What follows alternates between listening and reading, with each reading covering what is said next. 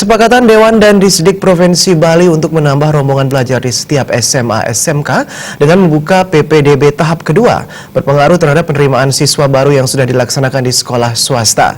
Sebelumnya sekolah swasta telah mendapat siswa sesuai kuota, tetapi akibat kebijakan ini banyak siswa baru milik keluar dan sinyalir beralih ke SMA dan SMK negeri. Kisruh PPDB tahun ini berlanjut dengan kesepakatan Dewan dan Disdik Provinsi Bali yang memutuskan membuka rombongan belajar tambahan bagi sekolah-sekolah di wilayah padat penduduk dengan menggelar PPDB tahap kedua. Merespon pembukaan PPDB tahap kedua, salah satu kepala sekolah swasta di Denpasar mengaku keberatan dan menyayangkan kebijakan itu. Sekolah swasta telah mendapat siswa baru sesuai kuota.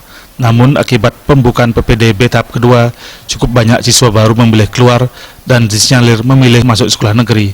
Bahkan beberapa sekolah swasta yang sudah memperoleh puluhan siswa, kini hanya memiliki beberapa siswa saja. Peran swasta dalam membantu dunia pendidikan perlu diperhatikan yang sangat terdampak PPDB tahap kedua ini.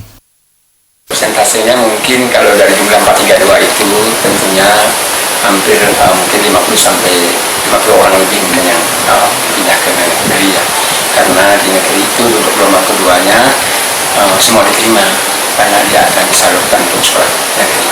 Jadi kota-kota yang di gelombang kedua itu siapapun yang datang diterima, kemudian disebarluaskan ke 8 sekolah negeri. Sementara PPDB di kawasan padat penduduk terjadi pada SMA Negeri 1 Aben Semal yang sempat didemo para orang tua atau wali siswa. Akhirnya kesepakatan tercapai untuk menerima seluruh siswa tercecer yang diutamakan berada di zonasi sekolah tersebut.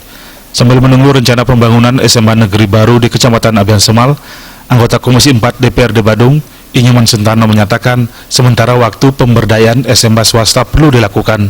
Selain itu, sekolah swasta harus meningkatkan kualitas pendidikan, termasuk ketersediaan sarana dan prasarana pendukung. Semuanya juga saya sepakat ya.